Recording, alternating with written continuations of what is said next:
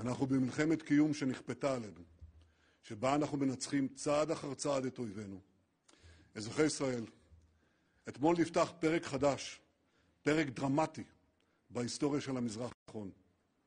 אתמול נפל דבר, תרתי משמע. משטר אסד בסוריה, חוליה מרכזית בציר הרשע של איראן, קרס אחר 54 שנים.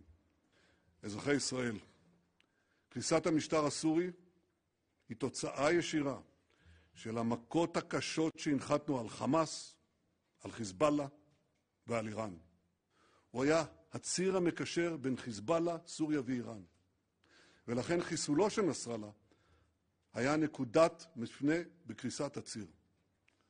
נסראללה כבר לא איתנו, וגם הציר כבר לא מה שהיה. אנחנו מפרקים אותו שלב אחר שלב. איראן פילסה נתיב של טרור מהמפרץ הפרסי עד הים התיכון. מאיראן לעיראק, מעיראק לסוריה, מסוריה ללבנון. בדרום הם חיפשו את החמאס, בדרום הרחוק יותר את החות'ים, שגם עליהם הנחתנו מכות קשות. הופך היום למציאות.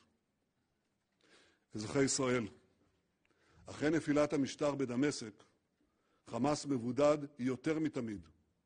הוא קיווה להתלכדות הזירות, במקום זה הוא קיבל את התפוררות הזירות. הוא ציפה לעזרה מחיזבאללה, לקחנו לו את זה. הוא ציפה לעזרה מאיראן, גם את זה לקחנו לו.